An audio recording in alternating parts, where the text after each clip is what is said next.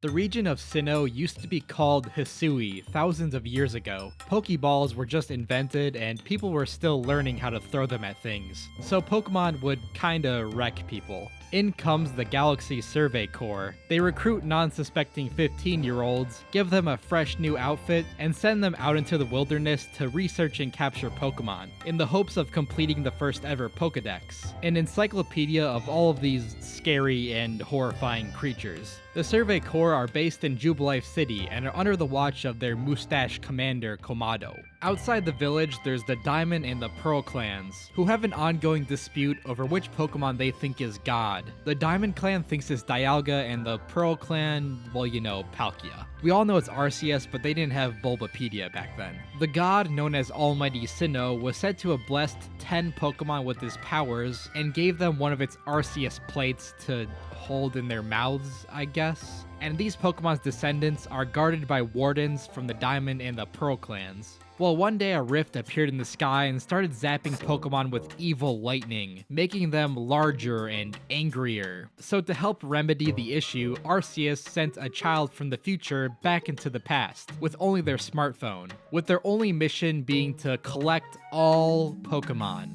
Thankfully, Arceus only met the ones living in Hisui, or else this would be a much longer game. The protagonist then gets found by Professor Laventon, and after catching 3 level 5 Pokemon, Professor L is like, "That's it, you're the one, you're our savior." You're taken to see Captain Silene, but she's like, "No, they must prove themselves with a real challenge. Go capture a Bidoof, a Starly, and if you're still alive by then, a Shinx." So you get out into the wilderness with your Survey Corps friend, and they're like, "Okay, just throw the ball at the Pokemon. Ignore the fact that the entire world has just opened up to you to explore," and they're gone. 5 hours later, after you collected 50 Pokemon, you return to Silene and officially join the Corps. Your friend is like, "Hey, by the way, can you come with me to meet Warden Mai?" But while leaving the village, you're stopped by a merchant named Volo, who's just your everyday dude searching the world for the plates of God. You meet with Mai, and she brings you to see a true alpha Pokemon that you probably defeat with one hit. And this impresses the noble Stantler so much that it gives you its plate and agrees to become your loyal steed that you can summon at any time by playing a little ditty on your flute. I then proceeded to ride off the nearby cliff thinking I was invincible and quickly learned that you do, in fact, still take fall damage. You return to Kamado and the leaders of the Diamond and Pearl clan are here, and Adaman is like, "We need to take care of a rampaging Kleavor," and Irida is like, "No, that's a Pearl clan noble Pokemon, you guys can't interfere. But also, we're not gonna stop it because it's like one of our lords and that's sacrilegious." Kamado's like, "Well, whatever, we'll just send the new recruit to fix this." So you make a ball using all of Kleavor's favorite snacks and throw them at him until he finally calms down. Returning to Jubilife, you find that Arizu from the Diamond Clan is complaining that an Ursaluna is in a frenzy at the Mirelands. Kamado is like, "Oh hey, it's my newest recruits, how convenient of you to show up. Well, I guess you can handle this one as well." You find Ursaluna's warden, and she's like, "No, I don't need any help. I'll fight the bear all by myself." And Volo is like, "Oh, she's just cranky because 1/5 of her stone slab got stolen by bandits. Just like the middle portion, not the entire thing." Well, you track down the bandits and get back the stone slab, and Kalaba is like, "You did this for me? Let me put it back together. It reads, 'Friendship is good.' I finally understand what it means after 99 long years." Alright, let's get on with this. I need to get back to catching Pokemon. So she takes you to see Ursaluna, and you beat it up only to discover that it wasn't actually frenzied. It was just poisoned by Arizu's totem Pokemon after it tried to give it a sniff. Kalaba's like, "It was that scamp Arizu. She poisoned Ursaluna. I knew it. The Diamond Clan is conspiring to kill us all." So you use Ursaluna's schnoz to track down Arizu, only to find her laid out in the dirt after collecting Lilligant's favorite snacks. Kalaba is like, "Maybe I misjudged you. You were just trying to help fix everything." And Arizu is like, "No, it was my fault for not taking care of Lilligant." And Adaman is like, "Hey, I'm also here." So you throw things at Lilligant and it gets uneviled, end of story. Adaman is like, "Well, Arizu, maybe you should put in more training so you can take better care of Lilligant." And Arizu's like, "Heh, yeah. Then she moves into Jubilife Village and becomes a barber and sells haircuts for 500 Poké Dollars. You visit Kamado and he's like, I'm sending you on another mission, this time to the coastland. Don't worry, there's no frenzied noble Pokemon there. Thankfully, it died, but people are seeing its ghost, so I want you to, do your thing. At Cobalt Coastland, Irida is like, hey, watch me play the flute. This is gonna look super sick in the trailers. Anyways, there's 2 Wardens here and 0 Lord Pokemon, so we're trying to raise up one of the old one's children to take over. Volo is also here and is like, hey, I can't believe we bumped into each other again. It's not like I'm following you or anything. Wow, you have 4 plates already. This reminds me of the legendary hero who fought alongside the 10 noble Pokemon long ago. A story that will be explained in The Legend of Pokemon Legends Arceus. You meet the warden Paulina and she's like, so you want to get across the ocean? Well, first would you like to hear about my relationship problems? Well, you see, me and my boyfriend are from different clans and we both. Then suddenly Team Rocket appears and they nab the Growlithe and disappear to the other island. So Warden Iskon teaches you the tune for Basculin, which is conveniently the same tune that you used to call every other Pokemon, and you ride over to the other island and challenge the bandits to a Pokemon battle. You beat them, but they're like, too bad, we have 50 max revives. What the? I thought only the player could abuse cheap items in battle. Then suddenly the other Growlithe arrives and evolves into the new Lord Pokemon to save its brother. Paulina is like, the cowardly Growlithe has finally found its courage. And Iskon is like, I could learn a thing or two from him. And the late Arcanine is like, you've done it, son. You've become a Pokemon legend. And Irida is like, I'm also here. But then he gets struck by lightning and you have to throw more sacks at him to calm him down. You go back to Jubilife and Adamant is like, we need help quelling another frenzied noble. But Warden Melly shows up and is like, not my darling Electrode, not my sweet spherical friend. And Kamado is like, how does everyone keep getting into my office? So you head outside where Ingo from Pokemon Black and Black and White 2 is here, I guess. And Irida is like, Ingo here has amnesia, but he's got a natural ability to tame wild Pokemon, and became one of our wardens. He can help you gain the Sneasler's trust so you can climb your way up to the Electrode. So you tame the Sneasler and climb up to the mountaintop where Melly is like, hey, I know you want to throw snacks at my Electrode, but that's too bad because I have no idea what food Electrode even likes. And Adamant is like, Melly, stop making this game longer than it needs to be. Here, I brought Electrode's favorite brand of salt.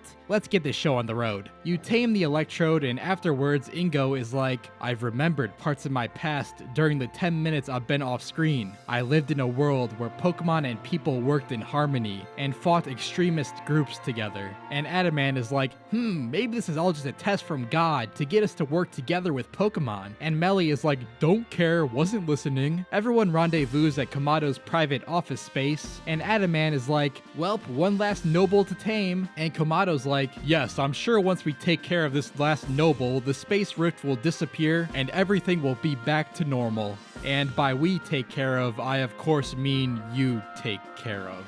Now off to the Alabaster Icelands. On the way out, your friend stops you and is like, hey, I'm starting to feel like I'm being ridden out of the story, so I've been training up my Pokemon to challenge you to a battle. Now come fight me and my level 46 Staravia. I can't tell if this is better or worse than Barry's level 32 Starly. You arrive at the Icelands and Adamant is like, hey, aren't you cold in those shorts? And Irida is like, no, actually it's too hot here. Do you like this thing I do with my hand? It's my favorite animation to use. You then meet Avalugg's warden, and he explains that Avalugg's favorite snack is ice. But not your everyday, everywhere ice. I'm talking the ice that can only be found atop this giant, unreachable pillar. Braviary's warden shows up, and Irida is like, hey, let us use your bird so we can get up there. But she flees off to the Snow Point Temple. You follow her to the top, and Sabby is like, okay, I'll let you use my Braviary, but be careful, flying isn't as easy as it looks. And I'm like, okay, small child, I know what I'm doing. Watch this! And then I fall 1,000 feet to my death because I, in fact, did not know what I was doing. Well, you get the ice and you throw it at the big old Avalugg, taming the final Lord Pokemon. Then you return to Jubilife and Professor L is like, you finally tamed all the frenzied lords. Now that rift in the sky will finally disappear. And your friend is like, yeah, but wouldn't that mean that they're now stuck in our era forever? Yeah, but Then suddenly the whole sky turns into an Earthbound battle background, and Komado's like, you see this? This is all your fault. Everything bad started happening as soon as you came out of that rift in the sky. You're banished from Jubilife. Meanwhile, Ingo, who also came out of the same rift, is like, doo-doo-doo-doo-doo. Outside the village, Volo is like, how about you stay with me in a remote cabin in the woods with my ambiguously related friend? Out in the woods, this mysterious woman tells you to visit the 3 lake spirits and use their power to create the red chain, which can be used to mend the world back together. So you gain the blessings of the 3 lake spirits and they help you create the red chain, but Kamado is already on his way up Mount Coronet to give whatever's on the other side of that rift a butt kicking. So you reach the top of Mount Coronet and are like, Samurai Grandpa, I will handle this. Then a legendary Pokemon emerges from the rift and you unleash the red chain only for it to immediately shatter. So you catch it instead. But then another Pokemon comes out of the rift and you run away. Professor is like, let me see one of those plates, my boy.